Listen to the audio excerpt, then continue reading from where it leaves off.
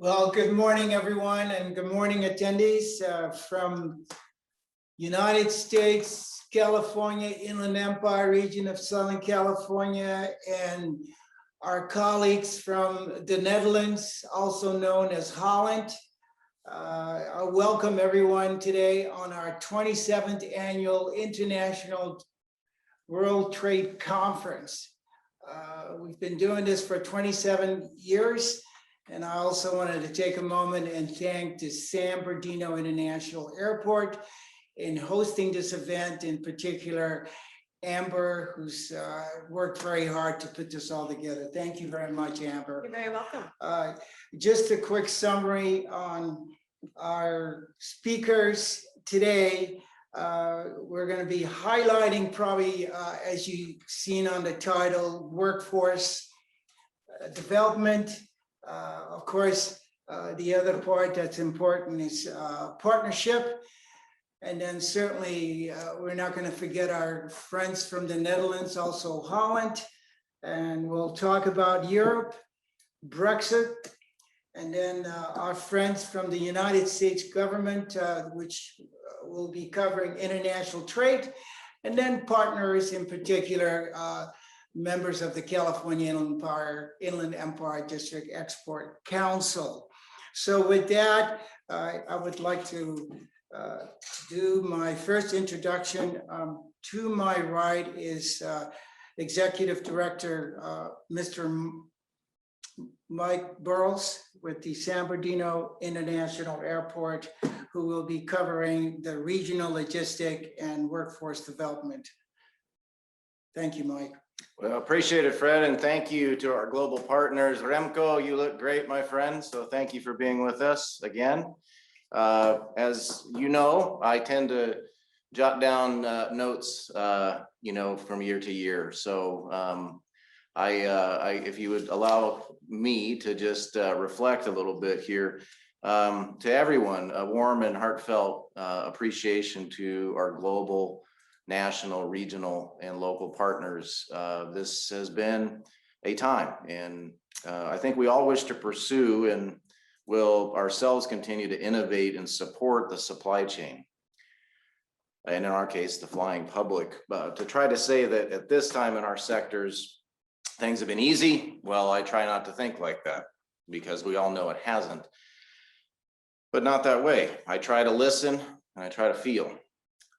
I think it's been rough, but what can happen when we all work together creates possibilities. And I think our partnership with Remco and his incredible team is a reflection of that.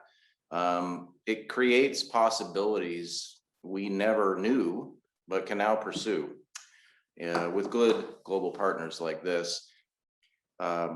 We have assembled a great group of folks today, and appreciate, again, Amber and all of her work in getting us here to this day. For our organizations themselves, we spent time because we want to work the work.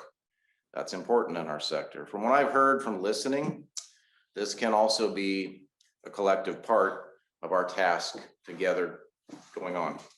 Today is a continuation of that important aspect, I think, in life, of commerce, international trade, and the difference it can make of understanding each other better as we've learned to do.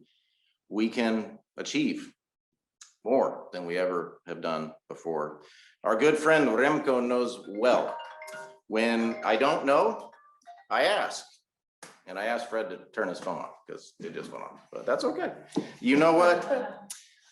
Remco and team help us find the answers, and then we find solutions together. And I really, really appreciate that opportunity. A lot of organizations sign MOUs and compacts and contracts, but throughout this period that we've gone through, we've gotten on Zooms and chats and just checked in and said, how are you doing? How are things? And we really wanted to know, and I appreciate that so much. Through baby steps like this, we as a global industry group of sectors have done, in some means and methods and manners, what I hope will matter for many, many years to come. Whether it be information exchange, logistics, transportation, supply chain, it is what I and our partners and customers well, I'd like to call the creative change in organizations to tomorrow. We need to work the work that matters. That's what I've heard. But that's why we're here, fortunately together after this year and then some. That's what I might think, but today we get to ask all of you as well. Thank you for your patience and presence here with us today. It means a lot to our amazing partners overseas. Please oblige us with a quick update on the IE, which you now know what that is. You'll see quickly, and also what we've been doing here at KSBD. So you all have great and glorious hearts, and we truly thank you for traveling with us safely, but still on course, of course. Let's go for a ride at KSBD. Amber, take us away, please.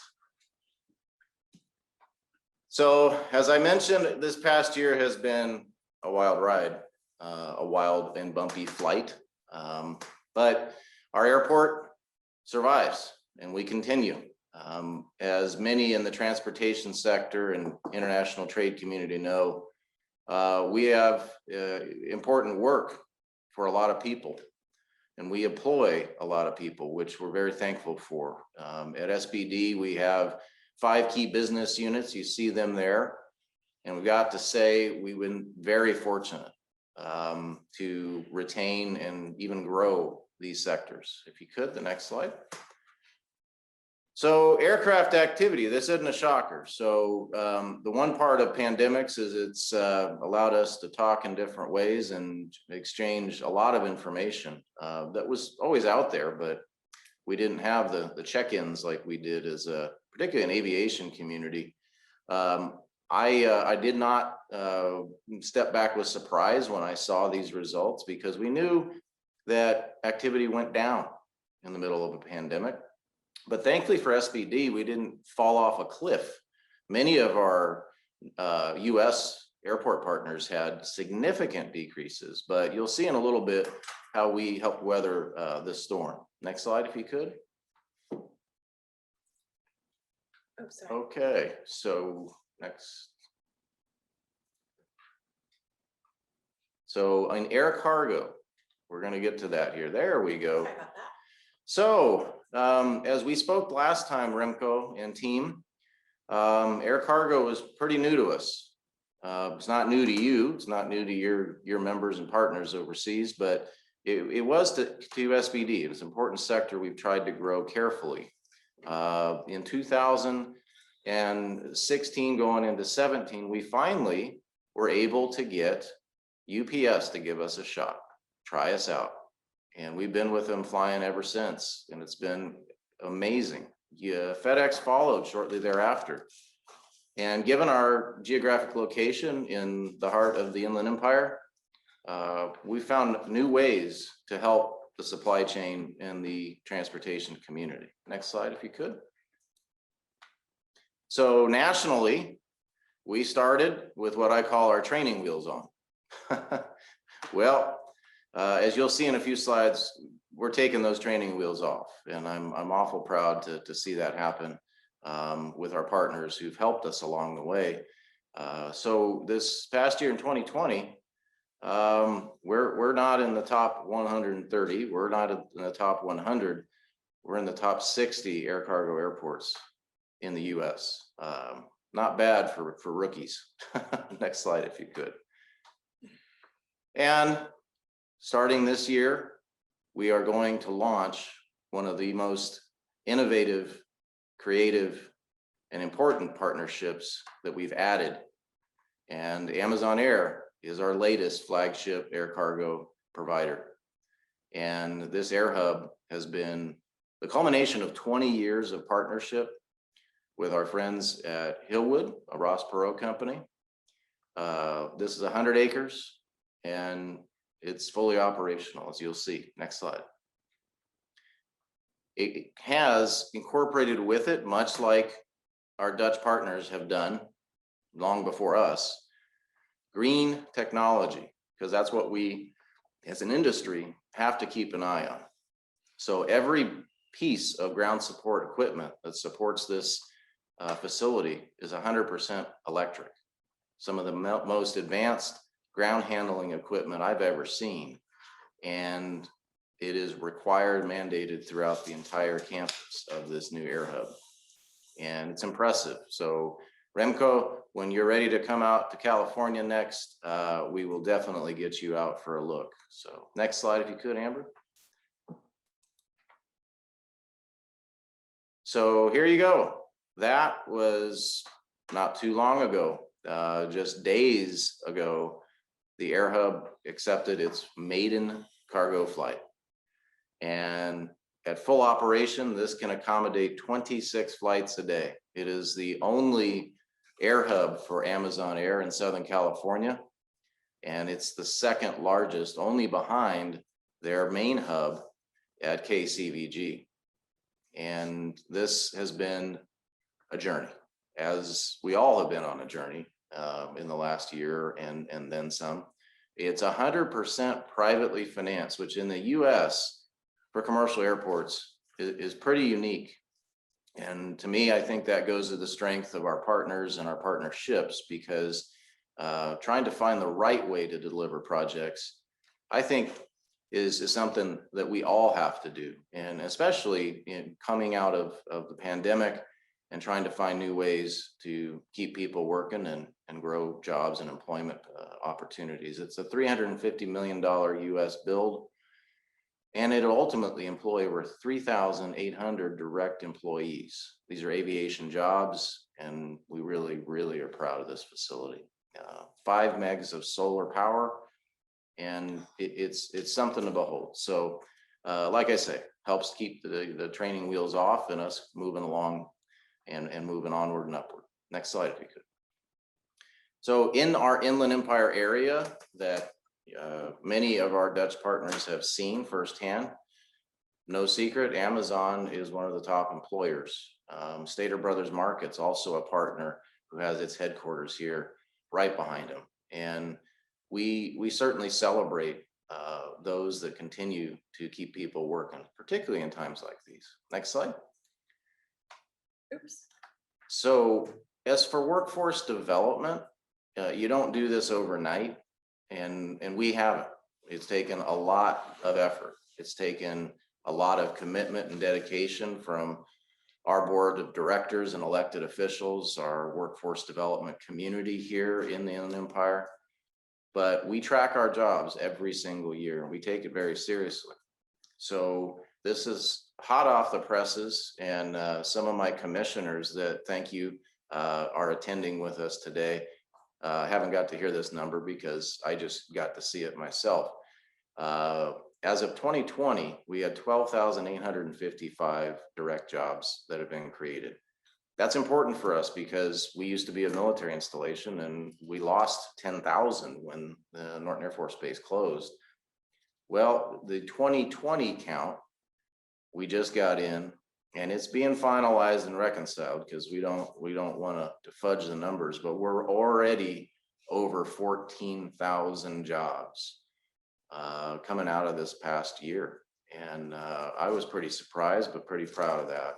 And we look forward to doing more together. So thank you for your time. You're going to see some pretty cool programs too, I think, that we've worked on to try to keep people working and help people go back to work too. So thank you for your time, and thank you for your partnership with our team here at KSBD. Appreciate it.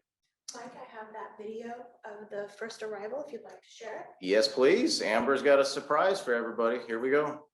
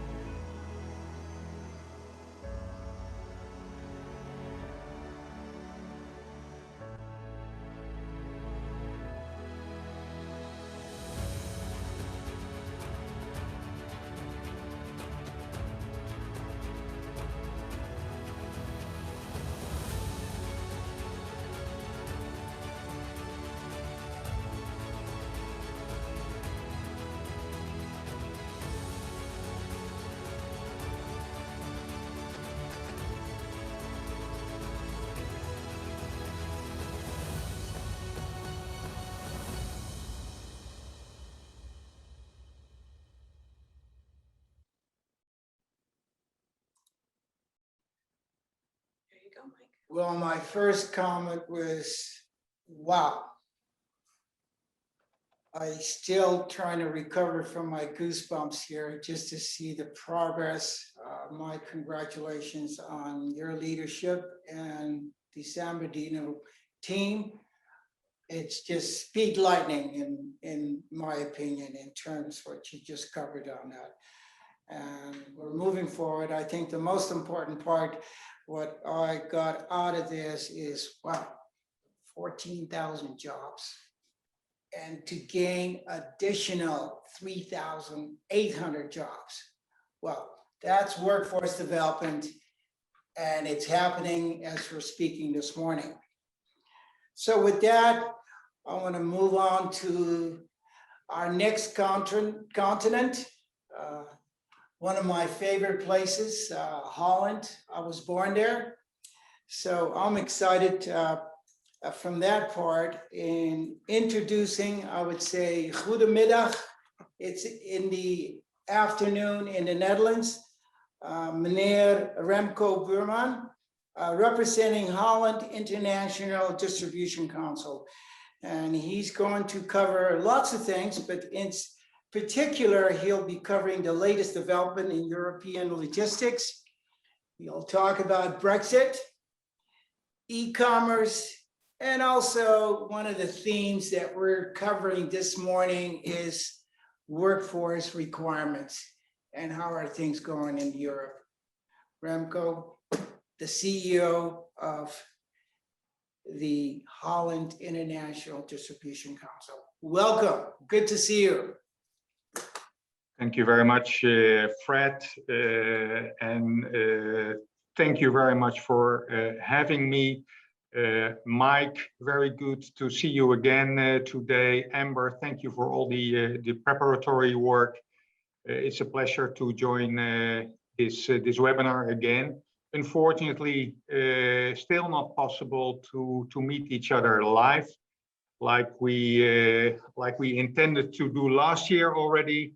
But unfortunately, I think we still have to wait for another year.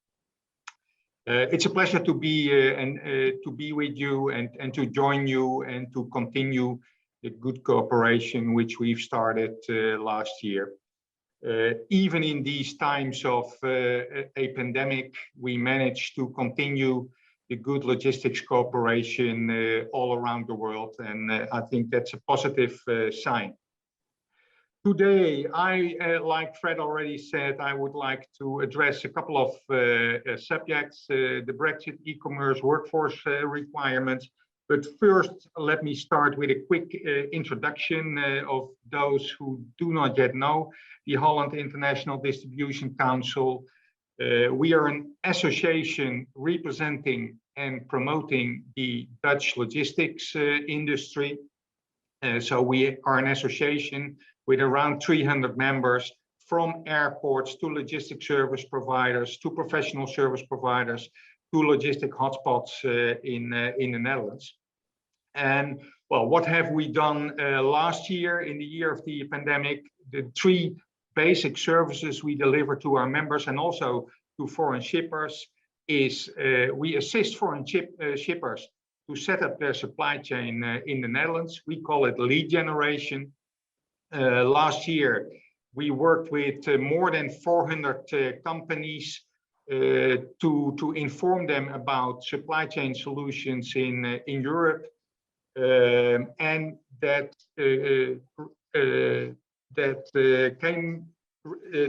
we realized around a little bit over 90 projects. And what is a realized project? That means that a shipper starts a supply chain operation in the Netherlands. So that's quite a good result, even in years of COVID-19. As a comparison, the year before we realized 94 projects. So that's just a slight drop. Our companies are still looking for logistic solutions because the goods have to move on all around the world. Second thing we do is we share knowledge among our members and also with foreign shippers. So we developed propositions, and last year we also had around 15 Corona updates in which we informed our members, but most of all foreign shippers and foreign partners about the situation in Europe regarding logistics. The borders remained open. It was still possible to import goods, and the flow of goods was continuing. And thirdly, we try to connect networks. Well, the San Bernardino International Airport is one of our partners. We have many partners all over the world. And together with those partners, we organize seminars, webinars, and we visit exhibitions. Last year, we managed to do 42 seminars and webinars and exhibitions abroad. Of course, most of them were webinars, just a couple in the first 2 months. We did some live seminars, but most of them were webinars, and some digital exhibitions we visited. And we organized around 11 events in the Netherlands. Main event last year in Europe was the Brexit. Finally, it came to a hard Brexit in the 1st of January 21, and this was a big event here in Europe, because starting the 1st of January, there was a hard border between the EU and the UK.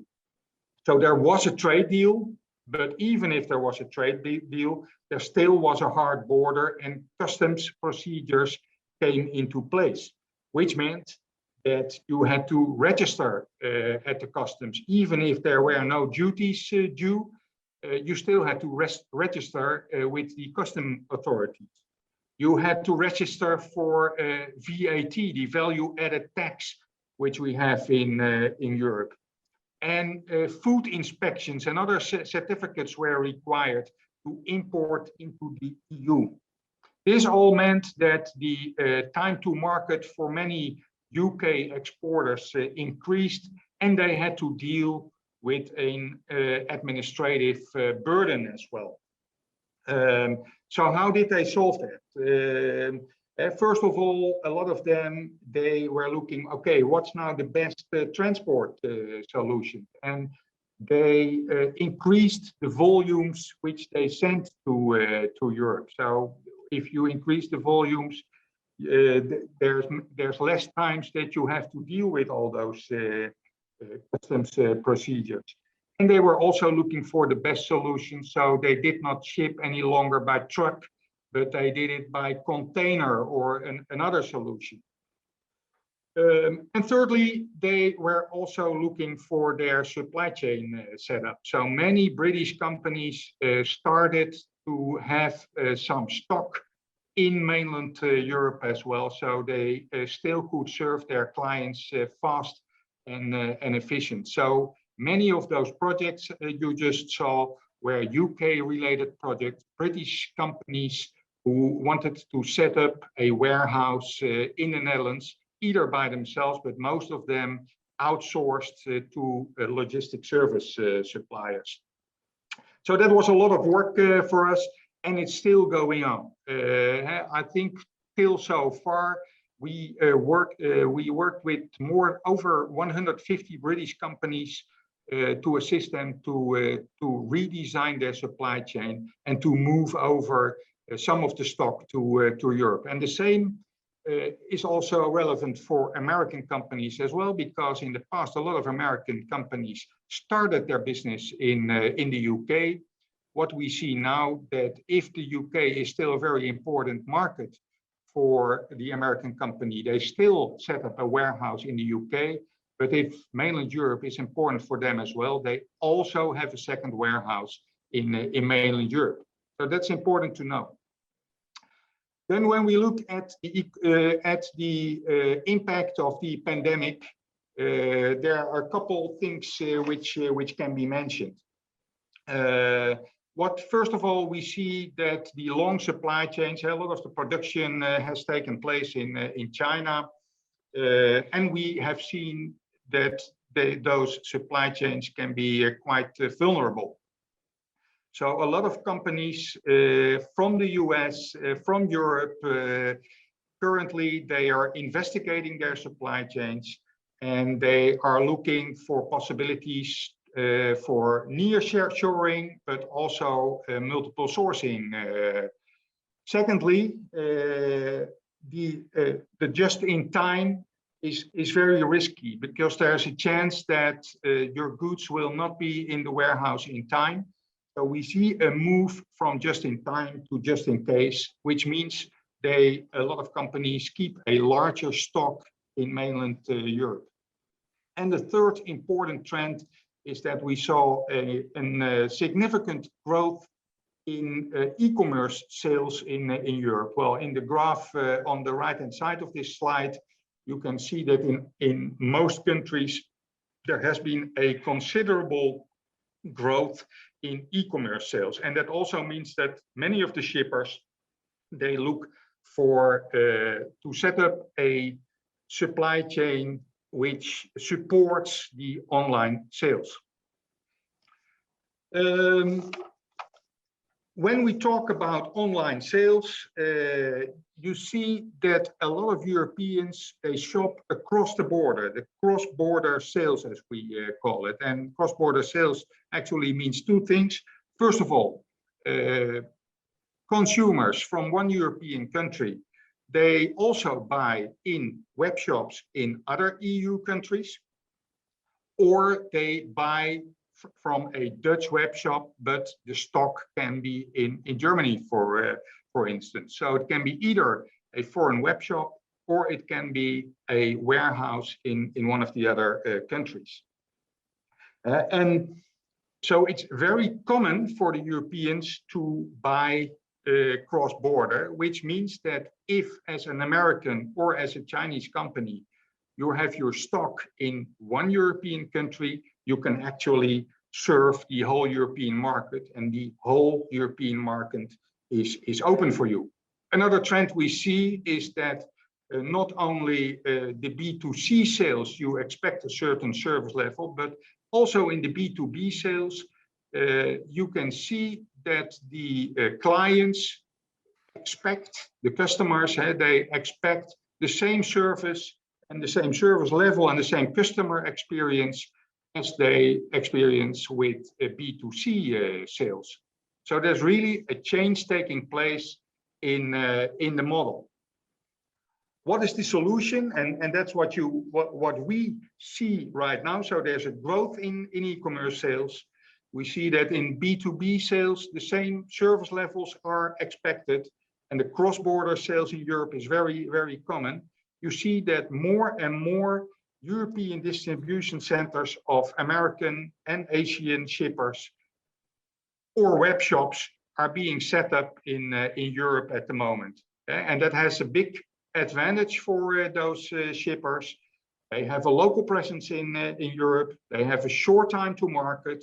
It's more easy to get their returns to a warehouse in Europe themselves. It's overall lower costs, and there are some tax advantages as well.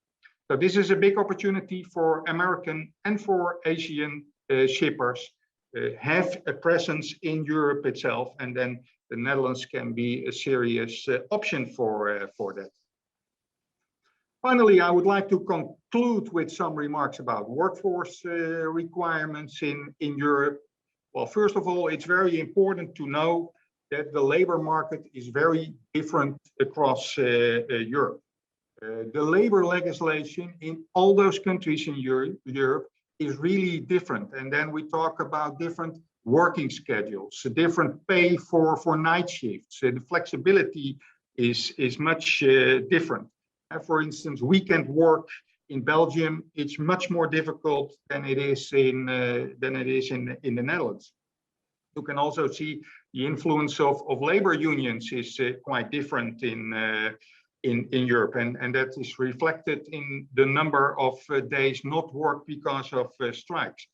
In the Netherlands, we have an 18% union membership, but for instance, in Belgium, it's 54%, or in UK, it's 24%. So it's very important to take that into account when you set up your operation in Europe. The quality of the workforce can be very different. The language proficiency in different countries can be very different. In the Netherlands, almost everyone is speaking English. In Spain, it's much less people who speak English or another language. And of course, the cost of labor can also differ. We not only talk about salary, but also the social security costs can be quite different in different countries. In France, for instance, they are really high. In France and Belgium, they are quite high compared to the Netherlands and Germany, for example. So different labor markets in the different countries in Europe. What are the main challenges in the Netherlands? Well, about 10% of our population is working in the logistics industry. The labor market has been quite tight over the last 5 years. Since the corona pandemic, the labor market has improved a little bit, but it's still a challenge to find and retain labor. And that's also why the logistics industry is using a lot of labor migrants from countries like Spain or Poland. And you see it's also a stimulus to innovate the logistics in a warehouse by using automation and robotization, so you can use a little bit less labor. And to keep these and retain this labor workforce, employer branding has become more and more important. And they look, this is one of the subjects which has become more and more important in the Netherlands. They call it long-term employment or sustainable employment, they even call it. And then you have to look at this triangle. You need to watch the vitality of your workforce by looking at the health of the people working in your business. You have to look at the workability. How do you keep everyone motivated? And of course, the employability has become more and more important because the logistics industry is changing, digitization, robotization, so you need other skills. So can you turn your employees to use these other skills as well for the operations in the warehouse? So that's just a brief overview. If there are any questions, I'm more than happy to answer them. And once again, I would like to thank the people of San Bernardino International Airport for having me, and I look forward to the other presentations. Thank you very much. Thank you very much, Remco. Very informative. I think as many of our attendees and your partner here at San Bernardino Airport, as I look at e-commerce online, but I think what San Bernardino International Airport with Holland International Distribution Council started that MOU 2 years ago, none of this would be happening, and it makes it a lot easier. It's all about communication, correct? It's all about collaboration. And it's that partnership that we signed, and we saw this too, going back perhaps even 3 years ago. And all of these things are happening right now. So it's important to have these kind of events. And then certainly we look forward to having you here in person, Remco, in 2022 on it. So thank you very much. For the attendees, we're going to be having some questions that has been sent already in advance. So we'll address that to each of the presentations on that. Moving right along, we have our next speaker who's going to be talking about the role of the UAS. And for those that don't know what UAS is, it's Unmanned Aircraft System, also known as drone. Kim Benson is the administrator for the UAS Center, and we're excited to hear about what is going on besides all the logistics, what's happening with Amazon Air, and now we've got some other news here that Kim Benson is going to talk to us about. So Kim, Thank you, Fred. Good morning, everyone, or good afternoon to our wonderful friends in the Netherlands. I'd like to start out with a video to show you a bit about what we're doing, and then I'll give you a sense of our exploration with respect to workforce development in our area.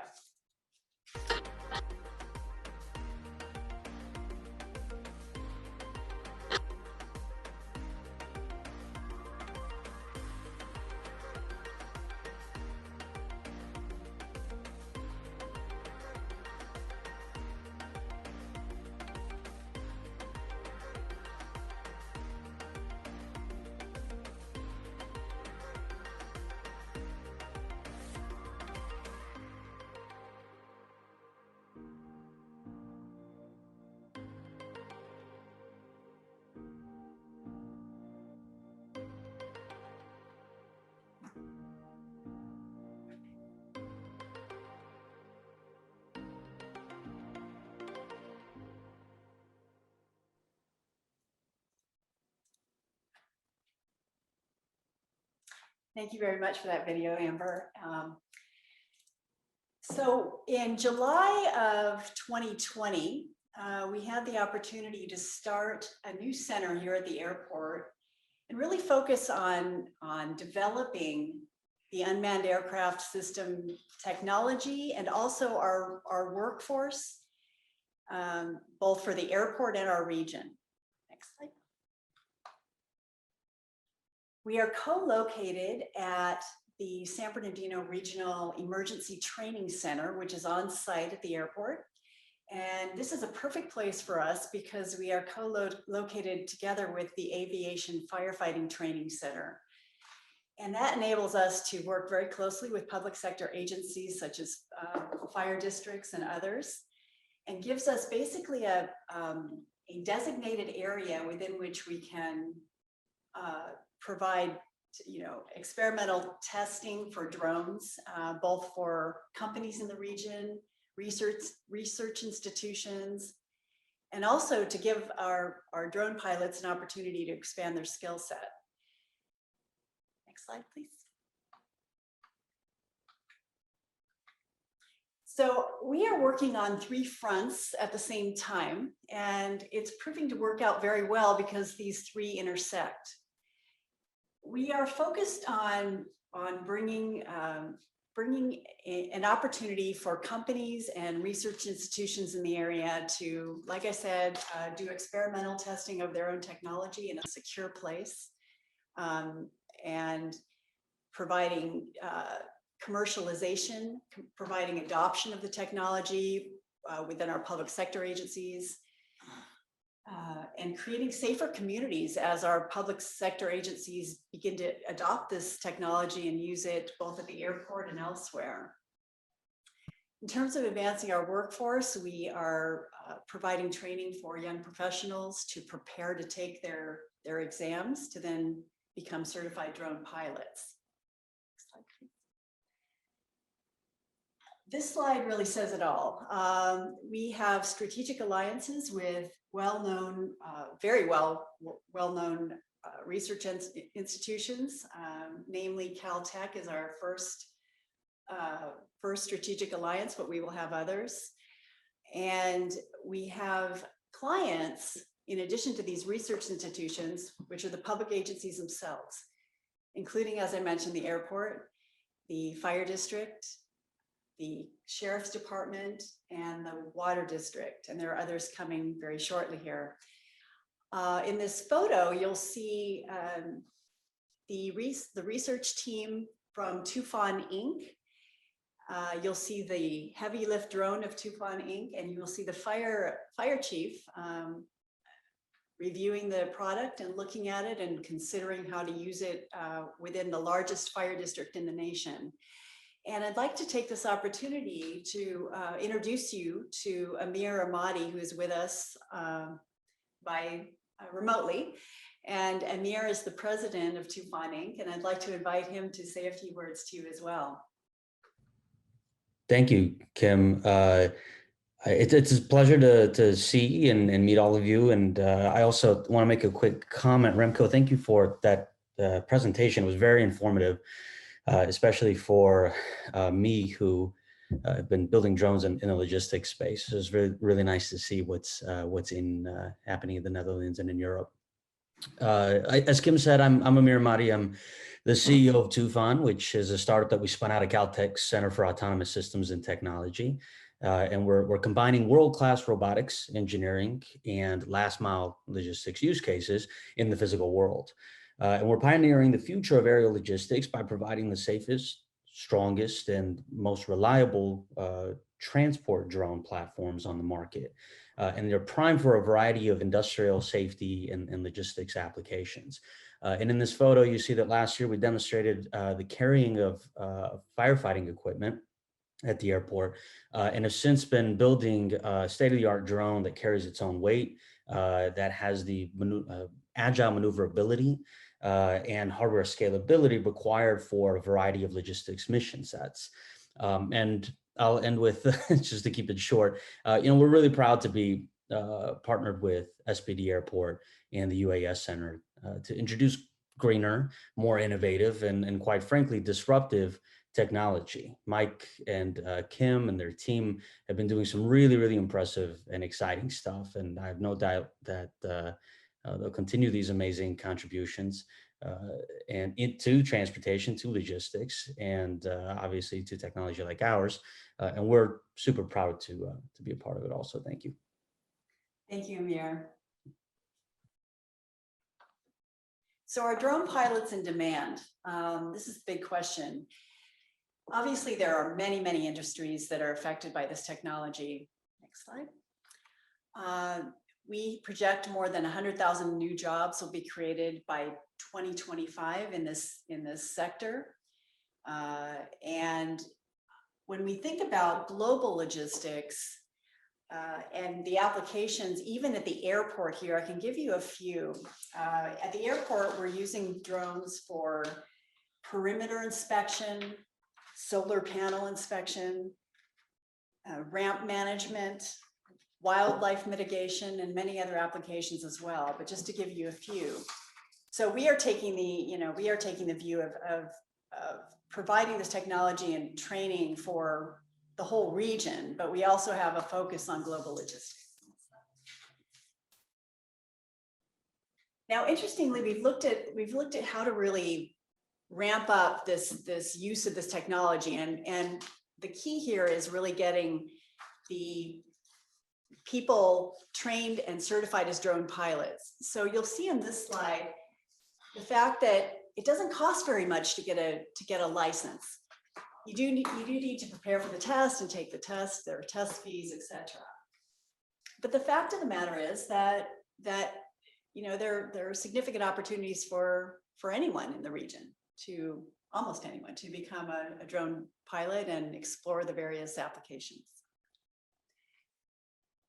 To become a drone pilot, you have to be 16 years old, be able to read, write, speak English, be in good physical condition, and be able to pass your exam and a background check as well. Entry-level positions start at around almost $50,000 a year in our region, so that's of interest to people as well. Next slide. So how can we ramp up this workforce? What we're doing is providing a core set of courses in addition to specialized workshops. The most basic and fundamental being the test preparation course that enables people to then take the test and become a certified drone pilot. As I said, there are a million different opportunities in terms of different industries and careers that we offer. And what we're doing in terms of partnership is we are partnering with the County Workforce Development Department, as well as a couple of other nonprofit institutions here in our region, to provide free of charge the online test that enables people to prepare to take their exam, or the online training to prepare them to take their exam. And that then leads to gainful employment for them, and a better economy for all of us. Transforming lives. So thank you very much for your time. Thank you very much, Kim. Again, new technology at San Bernardino International Airport. We keep thinking about this innovations, more jobs. So moving forward on that, I'd like to introduce you to our next speaker, who will be talking about the District Export Council. The District Export Council are members such as Mike Burrows, who's been appointed by the Secretary of Commerce. And this is a good example of what Mike does in support of promoting international trade. So again, thank you, Mike, for your contribution on that. With that, I'd like to introduce you to Nick Gruders. Did I pronounce that right, Nick? Can everybody hear me okay? Yes. Also formerly from the Netherlands, and Yep. he's currently the chair for the California Inland Empire District Export Council. And he's just going to cover a few minutes and what's the role of the California Inland Empire District Export Council as it relates to the Inland Empire export business community. Thank you. Thank you, look Fred. great, Nick. Yes, well, welcome everybody. Happy to be here. Just returned from Florida last night.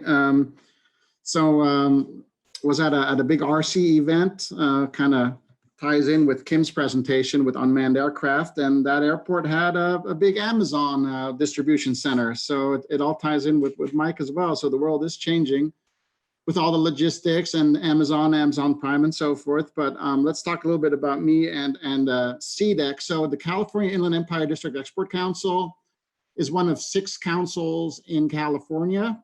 We have about approximately up to 60 in the United States, and these are all export councils in regions that they represent. And this group consists of people from various backgrounds and from the private sector, such as myself, and I'm the Director of International Sales and Hobby Sales for Superglue Corporation.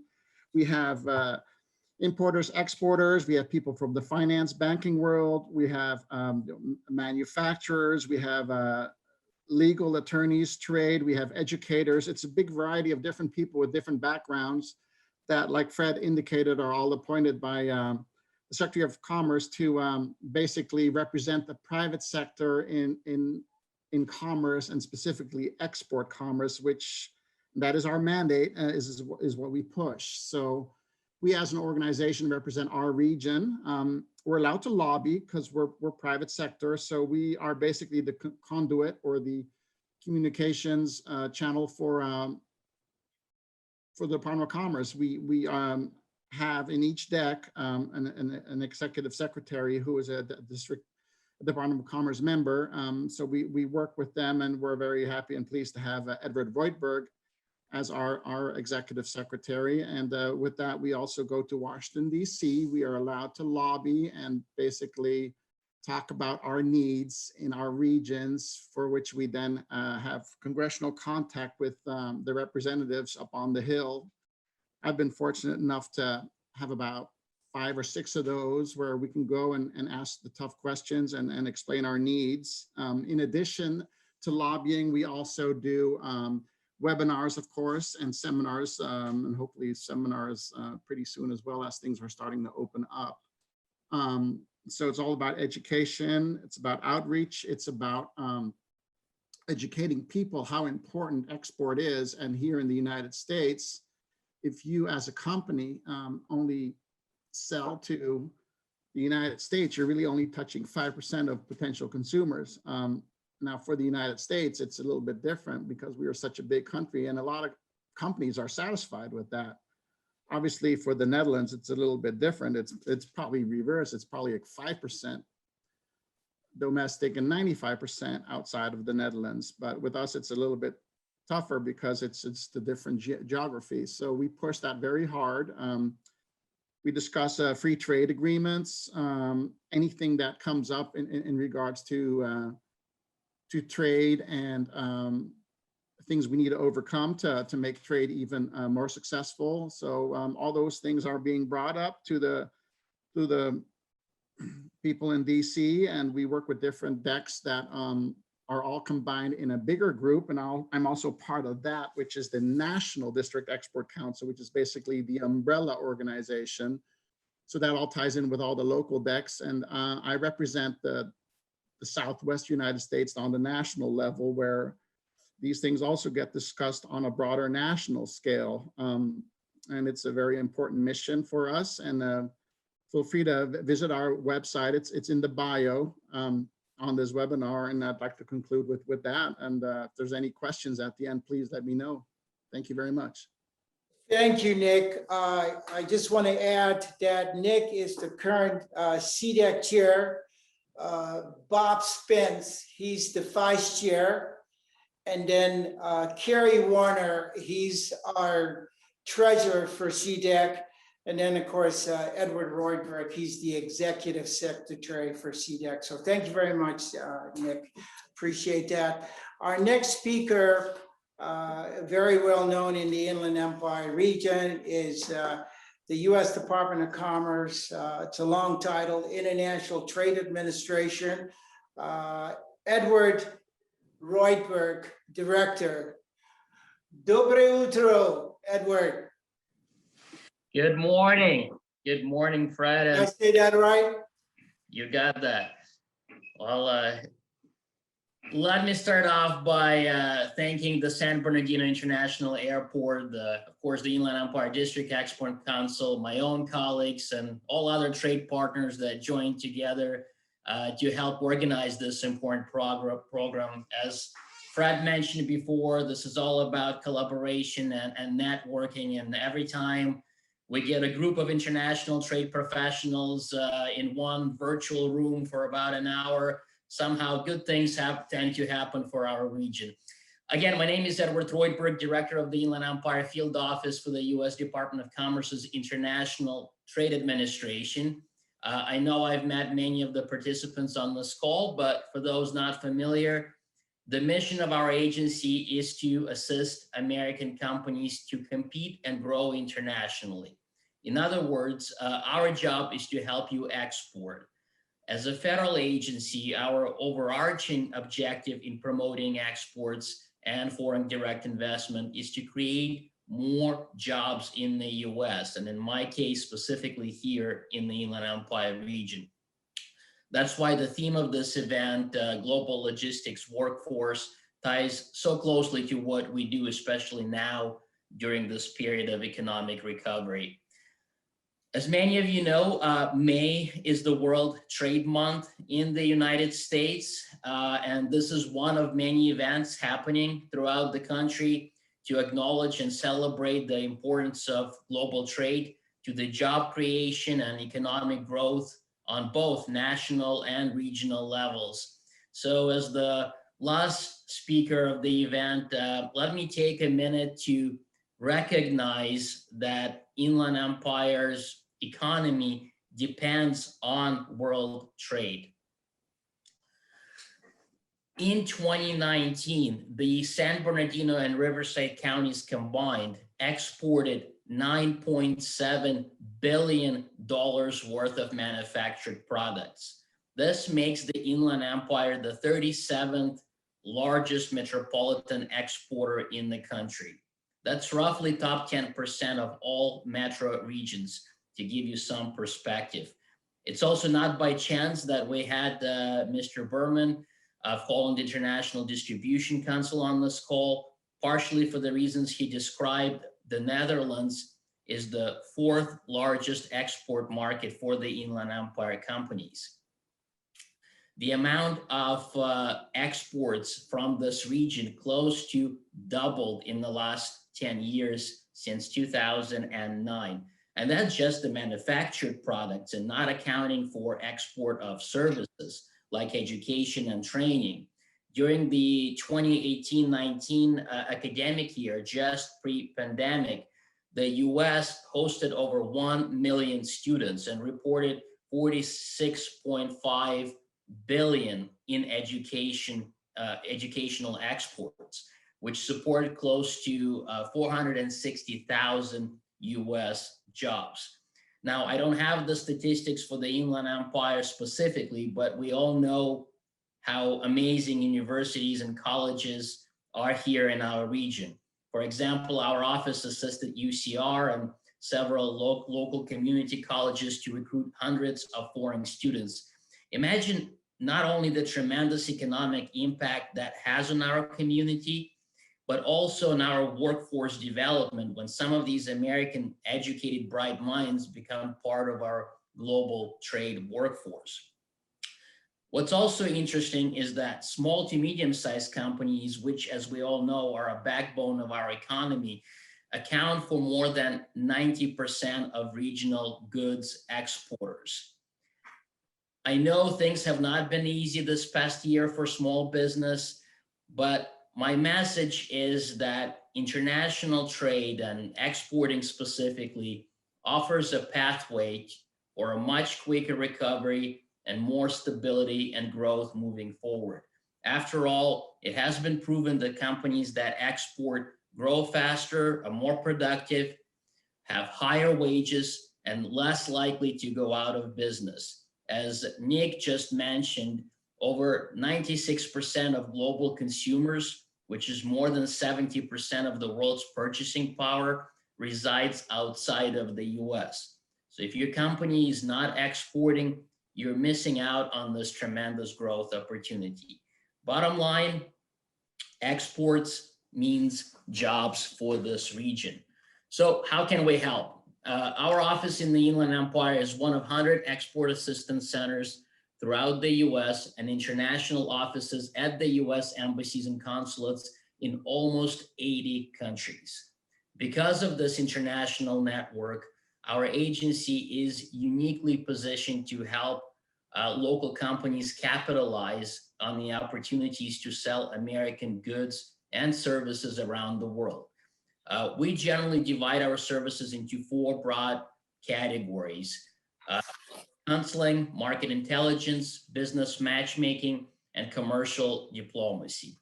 I would say one of our core strengths as an agency is our ability to locate and pre-screen potential international partners for US companies.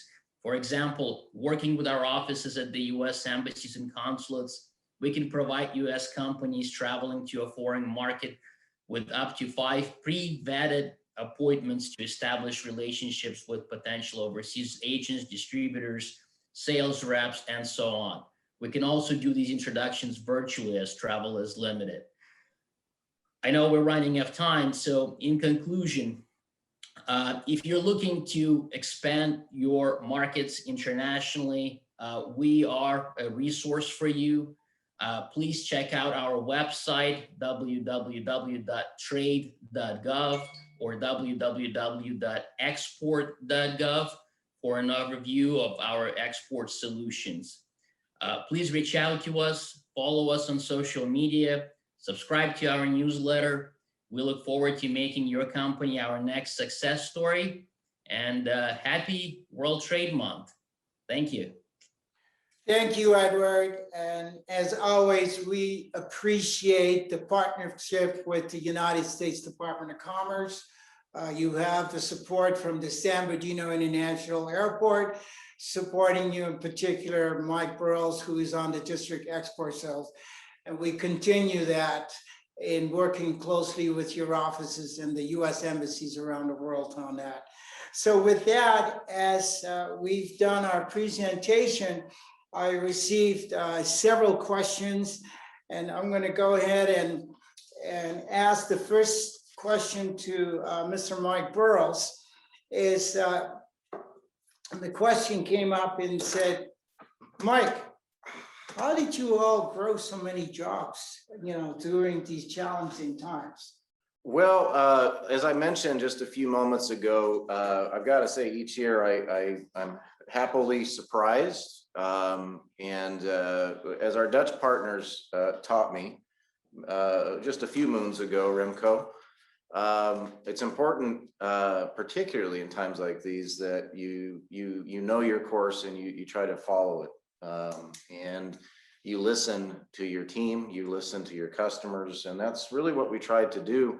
While, as Kim, introduced, we weren't afraid to try, and that's not easy. But thankfully, with our business park at Alliance, California, and the airport, and good companies and partners, both small and large, we stuck together, and I think we all had to do that in these times, and thankfully we've done that together with Remco and our Dutch friends overseas. So fortune is good too, and getting lucky doesn't hurt sometimes. So thanks, Ren. Thank you, Mike. A follow-up question, and this is directly to Remco. Remco, many of our attendees are certainly very impressed on the update on breakfast and e-commerce and online. You've covered quite a bit. If you were to put it in a top 3 list of the things that you presented this morning, we covered quite a bit. Obviously one of the things that stood out is the partnership here with San Bernardino International Airport, the communication, but you covered quite a bit online, you covered e-commerce, workforce. Which particular one would you emphasize as on the top 2 or 3 list, in your opinion? I don't understand exactly what you mean, Well, Fred. Number 8, which one would you take of, whether it's e-commerce or online or workforce?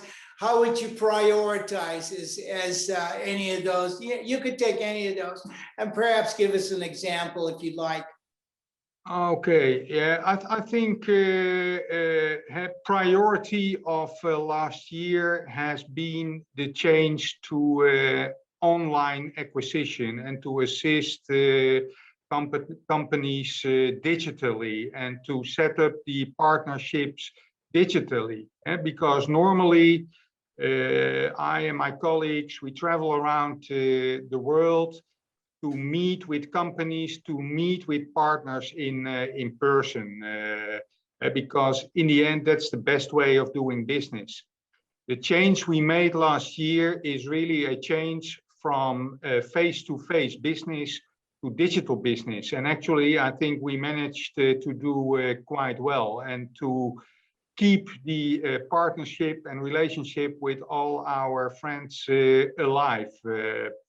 But it also means one of the experiences is we participated in 3 digital exhibitions.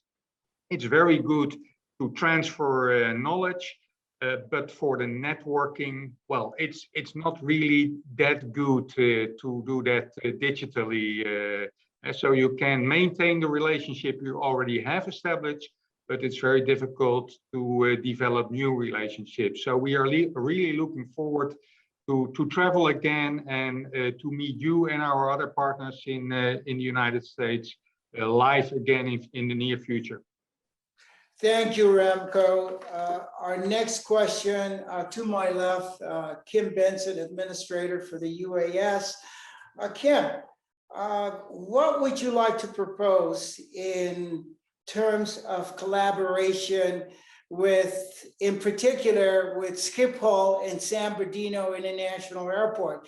We already have an MOU with the Holland International District Council, but how about in terms of an MOU with Schiphol and San Bernardino International Airport? We would certainly love to collaborate formally with Schiphol. We have an amazing site here that is also open to any companies that have advanced technologies who want to showcase their products in the United States. We would welcome the opportunity to showcase products that are being developed in Europe and host in person. We're looking forward to that, hosting in person any representatives of companies. And of course, in terms of the airport collaboration, there's a lot to be done. We are developing quite a few specific use cases together with companies like Amir Ahmadi mentioned, his company Tufan Inc. We are collaborating very closely with them to develop specific use cases for utilizing their products in an airport environment, right? So that collaboration is ongoing, and we welcome that kind of collaboration as well. Thank you, Kim. In the interest of time, Nick, I apologize. There were several questions that were directed for the director for the U.S. Department of Commerce, Edward Royberg. Edward, can you share with us what are the largest export markets for the Inland Empire region of Southern California? Yes, as of 2019, which is the last statistic that is available to us, the largest export markets for the Inland Empire in general were Mexico, Canada, China, Netherlands, as I already mentioned, and the fifth top place, depending on the year, has been fluctuating between Japan, Vietnam, and United Kingdom. So in 2019, it was Japan. Just to the Netherlands alone, Inland Empire companies exported over $702 million worth of manufactured products. Now, keep in mind, though, that your specific top markets would depend on your product as a company, your experience, and so forth and on. And so as an agency, we have the capability of providing export statistics to US companies. We also have a software that uses an algorithm that we developed to help companies find what would be the best next markets for them. So we could do this a little bit more specifically for companies here if you reach out to us. But yes, Mexico, Canada, China, and the Netherlands tend to be in the top 4, top 5 largest export markets for our region in general. Thank you, Edward. Again, on behalf of San Bernardino International Airport, our host, and the team, I'd like to thank Remco. Thank you very much for that excellent presentation, and we'll look forward for more to come. Kim, thank you for the UAS. It highlights the importance, and again, the drone is the magic name on that. And of course, to my right is Mike, who brought in the up-to-date logistics and workforce development, and certainly more to come on that. And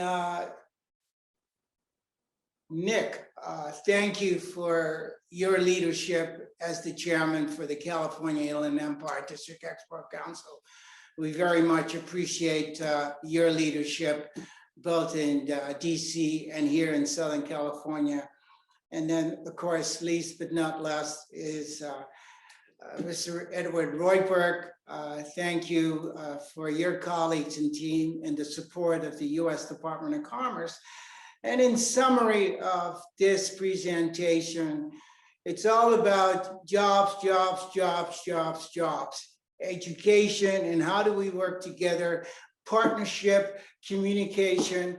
And my final comment is please save the date, because we look forward to having actually everyone come here next year around this time, May 2022. Tot ziens, dankjewel meneer, and we'll see all of you next year, 2022.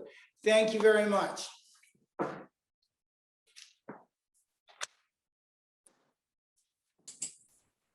Thank you, Amber. You're welcome. And Great job, everyone.